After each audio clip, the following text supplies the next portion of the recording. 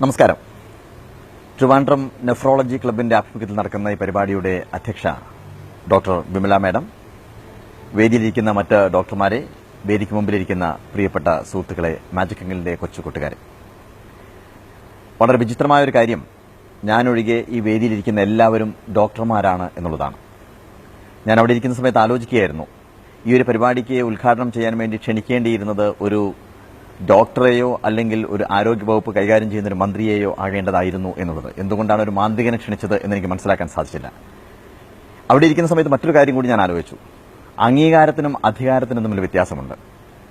അധികാരം എന്ന് പറയുമ്പോൾ അവിടെ ചെയറാണ് വലുത്, ചെയർമാനല്ല. അതായത് ഒരു മന്ത്രി എന്ന് പറയുമ്പോൾ മുൻമന്ത്രിയാവും. പക്ഷേ അംഗീകാരം എന്ന് പറയുന്ന സമയത്ത് ഈ ഡോക്ടർമാർ എന്നും ഡോക്ടർമാരാണ്. ഒരു മുൻ ഡോക്ടർ എന്നൊരിക്കലും പറയാറില്ല. ഇവർക്ക് ചെയർമാൻ ആണ് വലുത്, നേരെ മറിച്ച് അധികാരത്തിൽ ചെയറാണ് വലുത് എന്ന് ഞാൻ വെറുതെ സാന്ദർഭികമായിട്ട് ഓർത്തുപോയി. എന്തായാലും ട്രിവാൻഡ്രം നെഫ്രോളജി ക്ലബ്ബ് സംഘടിപ്പിക്കുന്ന ഈ വേൾഡ് കിഡ്നി ഡേയുടെ ഈ ആഘോഷ പരിപാടികൾ അല്ലെങ്കിൽ ഈ അവയർനെസ് പ്രോഗ്രാം ഔപചാരികമായി ഉദ്ഘാടനം ചെയ്തതായി വളരെ സന്തോഷത്തോടുകൂടി ഞാൻ പ്രഖ്യാപിക്കുന്നു. ഇനി നമുക്ക് വിഷയത്തിലേക്ക് വരാം. ഒരു ടീച്ചർ കുട്ടികളോട് ചോദിച്ചു, ലോകത്തിലെ അത്ഭുതങ്ങളെക്കുറിച്ച്, സപ്താത്ഭുതങ്ങളെക്കുറിച്ച് നിങ്ങൾ ഒരു പേപ്പറിൽ എഴുതണം എന്നുള്ളത്. കുട്ടികൾ പലതും എഴുതി. താജ്മഹൽ എഴുതി, ചൈന വൻമതിൽ എഴുതി, ഗ്രാൻഡ് കാനിയോൺ എഴുതി, ഈഫൽ ടവർ എഴുതി, അങ്ങനെ പലതും കുട്ടികൾ എഴുതിക്കൊണ്ടിരുന്നു. ഒരു കുട്ടി മാത്രം എഴുതി വെച്ചത് ഒരു മനുഷ്യന്റെ കണ്ണ്, മൂക്ക്, നാക്ക്, ത്വക്ക്, ഹൃദയം, കിഡ്നി, ഇതൊക്കെയാണ് ലോകത്തിലെ ഏറ്റവും വലിയ അത്ഭുതകരമായ കാര്യം എന്നുള്ളതാണ്.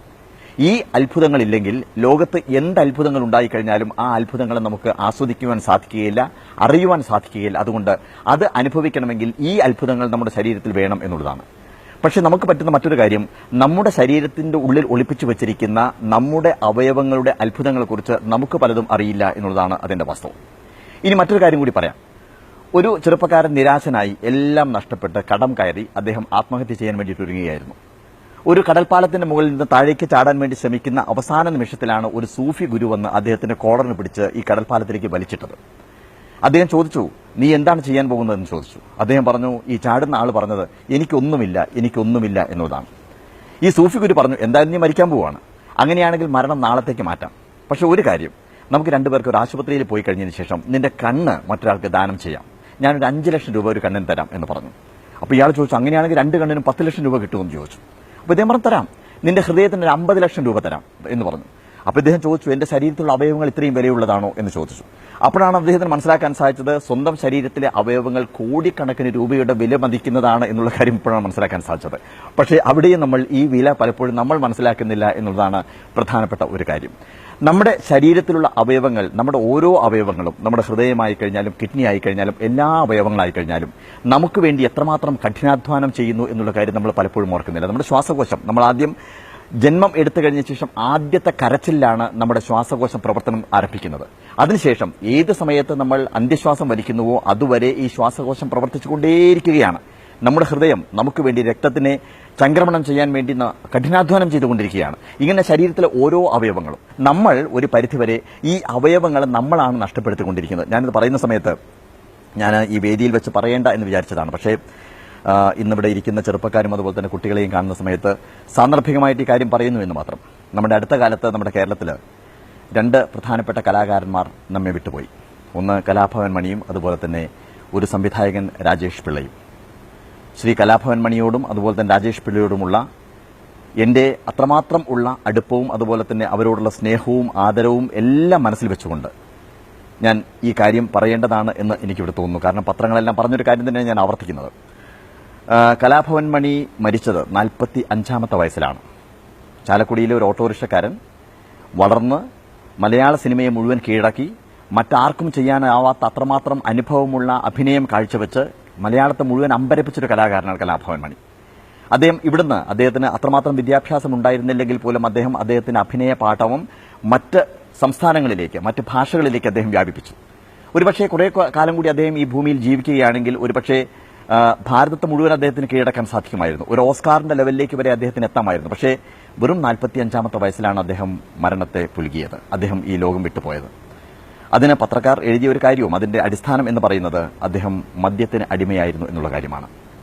അദ്ദേഹത്തിന്റെ കരൾ മുഴുവൻ പൂർണ്ണമായിട്ട് നശിച്ചു പോയിരുന്നു. ഡോക്ടർമാർ അദ്ദേഹത്തോട് പറഞ്ഞു മദ്യം കഴിക്കരുതെന്ന് പറഞ്ഞു. പക്ഷേ അദ്ദേഹം മദ്യം വീണ്ടും വീണ്ടും കഴിച്ചുകൊണ്ടിരുന്നു. അതിന്റെ പേരിൽ അദ്ദേഹം മരണം വരിച്ചു. തീർച്ചയായിട്ടും നമ്മൾ മനസ്സിലാക്കേണ്ട കാര്യം, നമ്മുടെ ശരീരത്തിന് ആവശ്യമില്ലാത്ത പല കാര്യങ്ങളെയും നമ്മൾ അറിയാതെ നമ്മൾ ശരീരത്തിലേക്ക് ക്ഷണിച്ചു വരുത്തുന്നു എന്ന് പറയുന്ന അപകടകരമായിട്ടുള്ളൊരു കാര്യം ഉണ്ട് നമുക്ക്. മദ്യം എന്ന് പറയുന്നത് ഒരിക്കലും സാധാരണ ഭക്ഷണത്തിനെ പോലെ ഡൈജസ്റ്റ് ആവില്ല. നേരെമറിച്ച് മദ്യം രക്തത്തിലേക്കാണ് നേരിട്ട് കലരുന്നത്. അതുകൊണ്ടാണ് തലച്ചോറിലേക്ക് അത് വളരെ പെട്ടെന്ന് എത്തുന്നത്. ശരീരത്തിന് ആവശ്യമില്ലാത്ത ഒരു സാധനയും ശരീരം സൂക്ഷിക്കില്ല. അതുകൊണ്ട് തന്നെ ലിവറിനോട് അപ്പോൾ തന്നെ തലച്ചോറ് നിർദ്ദേശം കൊടുക്കും, ഉടനെ തന്നെ മദ്യത്തിനെ പുറത്താക്കാൻ വേണ്ടി പറയും. ഈ ലിവർ ഇതിനുവേണ്ടി കഷ്ടപ്പെടുകയാണ്. ലിവർ കഷ്ടപ്പെടുന്ന സമയത്ത് എങ്ങനെയെങ്കിലും മദ്യത്തിനെ പുറത്താക്കാൻ വേണ്ടി ശ്രമിക്കുമ്പോഴേക്കും അടുത്ത മദ്യം അകത്തേക്ക് കയറും. ഇങ്ങനെ ലിവറിന്റെ കഠിനാധ്വാനം കൂടുന്ന സമയത്ത് സ്വാഭാവികമായിട്ടും ലിവർ സിറോസിസ് എന്ന് പറയുന്ന രോഗം ഉണ്ടാവും. അപ്പോൾ നിങ്ങൾ ചോദിക്കും, മദ്യം കഴിക്കാത്ത ആളുകൾക്കും ലിവർ സിറോസിസ് ഉണ്ടാവാറില്ല എന്ന് നിങ്ങൾ ചോദിക്കും. പക്ഷേ അതൊക്കെ ഉണ്ട്. പക്ഷേ എങ്കിൽ പോലും ഞാൻ പറയുന്നത്, മദ്യം നിരന്തരമായി കഴിക്കുന്ന ഒരാൾക്ക് ലിവർ സിറോസിസ് വരും എന്നുള്ളതും ഒരു വാസ്തവമാണ്. അതുകൊണ്ട് തന്നെ നമ്മൾ ഇത്തരം കാര്യങ്ങൾ, അനാവശ്യമായിട്ടുള്ള കാര്യങ്ങളെല്ലാം നമ്മുടെ ജീവിതത്തിൽ നിന്ന് ഒഴിവാക്കണം. ഇനി രണ്ടാമത് ഞാൻ മറ്റൊരു കലാകാരനെ കാര്യം കൂടി പറഞ്ഞു. ട്രാഫിക് എന്ന് പറയുന്ന ഒരൊറ്റ സിനിമ കൊണ്ട് മലയാളത്തെ മുഴുവൻ കീഴടക്കിയ ഒരു കലാകാരനാണ് രാജേഷ് പിള്ള എന്ന് പറയുന്നത്. അദ്ദേഹം തന്നെ അദ്ദേഹത്തിന്റെ സുഹൃത്തുക്കളോട് പറഞ്ഞ കാര്യം, ഒരു ദിവസം 30 പെപ്സി വരെ അദ്ദേഹം കുടിച്ചിരുന്നു എന്നുള്ളതാണ്. ഈ പെപ്സി, അതുപോലെ തന്നെ ഈ കൊക്കക്കോല, ഈ ജങ്ക് ഫുഡ് എന്ന് പറയുന്ന സാധനങ്ങൾ നമ്മുടെ കുട്ടികളിൽ വരുത്തിവെക്കുന്ന വിനയെക്കുറിച്ച് പലപ്പോഴും നമ്മൾക്ക് അതിനെപ്പറ്റി ബോധവാന്മാരല്ല എന്നുള്ളതാണ് വാസ്തവം. പ്രത്യേകിച്ച് വിദേശ രാജ്യങ്ങളിൽ ഈ വീട്ടിൽ മാതാപിതാക്കൾക്ക് ഈ സാധനങ്ങൾ ഉണ്ടാക്കി കൊടുക്കാനുള്ള മടിയുടെ പേരിൽ കുറച്ച് പൈസ കൊടുക്കും. അതിനുശേഷം പോകുന്ന വഴിക്ക് എന്തെങ്കിലും വാങ്ങിച്ച് കഴിക്കാൻ വേണ്ടി പറയും. അപ്പോൾ ഒരു ബർഗർ, അതുപോലെ തന്നെ പെപ്സി. പക്ഷേ ഇത് കഴിച്ചു തുടങ്ങിക്കഴിഞ്ഞാൽ പിന്നെ നമ്മുടെ സാധാരണ കൊടുക്കുന്ന ഇഡ്ലിക്കോ അല്ലെങ്കിൽ ദോശയ്ക്കോ ഒന്നും ഒരു ടേസ്റ്റ് ഉണ്ടാവില്ല. ഇതിനോടാണ് പിന്നെ ആധിപത്യം മുഴുവൻ വരുന്നത്, ഇഷ്ടം മുഴുവൻ വരുന്നത്. അതുകൊണ്ട് അത് വളരെ പെട്ടെന്ന് ഈ വ്യക്തികളെ, കുട്ടികളെ ഇതിലേക്ക് അടിമകളാക്കുകയും ആ കുട്ടികൾക്ക് ഒരിക്കലും രക്ഷപ്പെടാൻ സാധിക്കാത്ത രീതിയിൽ ജങ്ക് ഫുഡിന്റെ പിടിയിൽ അവർ അടുക്കുകയും ചെയ്യുന്നു. ഞാൻ പറയുന്നൊരു കാര്യം, ഈ ഒരു പെപ്സി കഴിച്ചു കഴിഞ്ഞാൽ അതിനകത്തുള്ള പെസ്റ്റിസൈഡ്സും അതിനകത്തുള്ള നിറവും നമ്മുടെ ശരീരത്തിൽ നിന്ന് ഒഴിവാക്കണം എന്നുണ്ടെങ്കിൽ ഏകദേശം 60 ഗ്ലാസ് വെള്ളം നമ്മൾ അകത്തേക്ക് കടന്നു കഴിഞ്ഞാൽ മാത്രമേ ഒഴിവാവുകയുള്ളൂ എന്നാണ് പറയുന്നത്. അതുകൊണ്ട് തന്നെ ഞാൻ ഇവിടെ ഇരിക്കുന്ന മാതാപിതാക്കളോടും കുട്ടികളോടും ഞാൻ പ്രത്യേകിച്ച് പറയുകയാണ്, എന്തൊക്കെ സാഹചര്യങ്ങളുണ്ടെങ്കിൽ പോലും പെപ്സി, ഇത്തരത്തിലുള്ള കോളകൾ, കൊക്കക്കോല, അതുപോലെ തന്നെ മിറൻഡ, ഈ 7up തുടങ്ങിയ ഈ സാധനങ്ങളൊക്കെ നമുക്ക് ഒഴിവാക്കാം. നമുക്ക് നല്ല പച്ചവെള്ളം നമുക്ക് കുടിക്കാം. ഇതാണ് ദാഹം ശമിപ്പിക്കാൻ ഏറ്റവും നല്ലത്. ജങ്ക് ഫുഡുകൾ നിർബന്ധമായിട്ട് നമ്മൾ ഒഴിവാക്കുക. ഒരു കാരണവശാലും ജങ്ക് ഫുഡുകൾ കഴിക്കരുത്. നമ്മൾ ഇതെല്ലാം പ്രൊഡ്യൂസ് ചെയ്യുന്ന ആളുകളെ കുറ്റം പറയുന്ന സമയത്ത് നമ്മളൊരു കാര്യം ഓർക്കേണ്ടത്, നമ്മൾ 100% ഇതിൽ നിന്ന് ഉപയോഗിക്കുകയില്ല എന്ന് തീരുമാനം എടുത്തു കഴിഞ്ഞാൽ പിന്നെ ഇവർ പ്രൊഡ്യൂസ് ചെയ്തിട്ട് കാര്യമില്ല. സ്വാഭാവികമായിട്ടും അത് നിന്നോളും. ഒരു അവയവം നഷ്ടപ്പെടുന്ന സമയത്ത് അതിന്റെ വേദന എന്താണ് എന്നുള്ളത് തിരിച്ചറിഞ്ഞിട്ടുള്ളൊരു വ്യക്തിയാണ് ഞാൻ പറയുന്നത് എൻ്റെ അച്ഛൻ്റെ കാര്യമാണ്. മലപ്പുറം ജില്ലയിലെ നിലമ്പൂരിനടുത്ത് കവളമുക്കട്ട എന്ന് പറയുന്ന ഒരു ഗ്രാമത്തിലാണ് ഞാൻ ജനിച്ചത്. ഒരു സാധാരണ ഒരു ഗ്രാമമാണ്. എൻ്റെ അച്ഛൻ അന്ന് ജീവിച്ചിരിക്കുന്ന സമയത്ത്, ആ ഒരു കാലത്തൊന്നും നമ്മൾ സാധാരണ ഈ ഐ സ്പെഷ്യലിസ്റ്റുകളൊന്നും മാത്രമൊന്നും നിലമ്പൂരിൽ ആരുമില്ല. എനിക്ക് തോന്നുന്നു നിലമ്പൂരിൽ ആരും ഐ സ്പെഷ്യലിസ്റ്റുകൾ ഉണ്ടായിരുന്നില്ല. അപ്പം അച്ഛന് കണ്ണിന്റെ കാഴ്ച കുറഞ്ഞു വരുന്ന സമയത്ത് നിലമ്പൂരിൽ പോയി കഴിഞ്ഞ ശേഷം റോഡ് സൈഡിൽ കിട്ടുന്ന ഒരു കണ്ണട, 10 രൂപ അല്ലെങ്കിൽ 20 രൂപ കൊടുത്താൽ കിട്ടുന്ന ഒരു കണ്ണട വാങ്ങിക്കുന്നു. അത് വെച്ച് നോക്കുന്നു, ഏകദേശം കാഴ്ച വരുന്നു. അച്ഛൻ അതുമായിട്ട് തിരിച്ചു വരികയാണ്. കുറച്ചു കാലം കഴിഞ്ഞപ്പോൾ കണ്ണിന്റെ കാഴ്ച വീണ്ടും കുറഞ്ഞു. ഞാനാണ് അച്ഛനെ പെരിന്തൽമണ്ണയിൽ ഒരു ഡോക്ടറെ അടുത്ത് കൊണ്ടുപോയത്. ഒരു ഐ സ്പെഷ്യലിസ്റ്റ് ജോസഫ് എന്ന് പറയുന്ന ഒരു ഡോക്ടർ. ആ ഡോക്ടറിന്റെ അടുത്ത് ചെന്നതിന് ശേഷം ഡോക്ടർ അവിടെ ഇരിക്കാൻ വേണ്ടി പറഞ്ഞു. ഒരു ഫ്രെയിം കണ്ണിന്റെ മുകളിൽ വെച്ചു. അതിനുശേഷം ഒരു കറുത്ത ഗ്ലാസ് ഒരു കണ്ണിലിട്ടു. അച്ഛനോട് മുന്നിലുള്ള കാര്യം വായിക്കാൻ പറഞ്ഞു.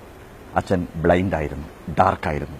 ഒന്നും വായിക്കാൻ പറ്റാത്ത അവസ്ഥയിൽ അച്ഛന്റെ കണ്ണിൽ നിന്നും കണ്ണുനീര് താഴേക്ക് വീഴുന്നത് ഞാൻ കണ്ടു. അദ്ദേഹം പറഞ്ഞു, നിങ്ങൾക്ക് ഒരു കണ്ണിന്റെ കാഴ്ച പോയ കാര്യം ഇതുവരെ നിങ്ങൾക്ക് അറിയില്ലേ എന്ന് ചോദിച്ചു. അച്ഛനൊന്നും മിണ്ടിയില്ല. ഞാനും കരഞ്ഞു അവിടെ വെച്ചിട്ട്. ഗ്ലൂക്കോമ എന്ന് പറയുന്ന ഒരു അസുഖമാണ് അച്ഛനെ ബാധിച്ചത്. ഈ ഗ്ലൂക്കോമ എന്ന് പറയുന്നത് നമ്മുടെ കണ്ണിലേക്ക് വരുന്ന ഈ ഞരമ്പുകളുടെ പ്രഷറുമായിട്ട് ബന്ധപ്പെട്ട ഒരു കാര്യമാണ്. അതുകൊണ്ട് തന്നെ അച്ഛന് കാഴ്ച പോയ കാര്യം അറിയില്ല. ഈ കാഴ്ച ഒരു കണ്ണിന്റെ നഷ്ടപ്പെട്ടു കഴിഞ്ഞാൽ പോലും പലപ്പോഴും നമുക്ക് തിരിച്ചറിയാൻ സാധിക്കില്ല. അതിനുശേഷം അച്ഛനെ എത്രയോ ദിവസങ്ങളായിട്ട് അങ്കമാലി ലിറ്റിൽ ഫ്ലവർ ഹോസ്പിറ്റലും അതുപോലെ തന്നെ അരവിന്ദ് ഹോസ്പിറ്റലും ഒക്കെ ഞാനാണ് കൊണ്ടു നടന്നത്. പക്ഷേ അച്ഛന്റെ കണ്ണിന്റെ കാഴ്ച കുറഞ്ഞു വന്നു. അവസാന ഘട്ടങ്ങളിൽ ഞങ്ങൾ മക്കളെപ്പോലും കണ്ടാൽ തിരിച്ചറിയാത്ത അവസ്ഥയിലേക്ക് അച്ഛൻ മാറി. അച്ഛൻ മനോഹരമായിട്ട് പാടുമായിരുന്നു. അന്നും അച്ഛൻ രാത്രി സമയങ്ങളിൽ ഉറക്കം വരാതിരിക്കുന്ന സമയത്ത് അച്ഛൻ പാടും കൺമണി നീയൻ കരം പിടിച്ചാൽ കണ്ണുകൾ എന്തിനു വേറെ. ഇപ്പോഴും ആ ശബ്ദം എൻ്റെ മനസ്സിലുണ്ട്. ഞാൻ പറഞ്ഞു വരുന്നത്, നമ്മുടെ അവയവങ്ങളെ സംരക്ഷിക്കുമെന്ന ചുമതല എന്ന് പറയുന്നത് നമുക്കാണ്. നമ്മൾ എന്ത് ഭക്ഷണം കഴിക്കണമെന്ന് തീരുമാനിക്കാൻ വേറെ ആർക്കും അധികാരമില്ല. ആ അധികാരം നമുക്കുള്ളതാണ്. അച്ഛൻ മരിക്കുന്നതിന് മുമ്പ് അമ്മയോട് പറഞ്ഞിരുന്നു, കുട്ടികളോട് പറയണം, ഇടയ്ക്കിടയ്ക്കെങ്കിലും ഒരു കണ്ണ് പൊത്തി അടുത്ത കണ്ണുകൊണ്ട് കാണാൻ സാധിക്കുന്നുണ്ടോ എന്ന് നോക്കണം എന്ന് അച്ഛൻ പലപ്പോഴും പറയുമായിരുന്നു. അച്ഛൻ മരിക്കുന്ന സമയത്ത് ഞങ്ങളോടും പറഞ്ഞിട്ടുണ്ട്, ശരീരത്തിലെ ഓരോ അവയവങ്ങളും എന്ന് പറയുന്നത് നമ്മുടെ കണ്ണ് പോലെയാണ്.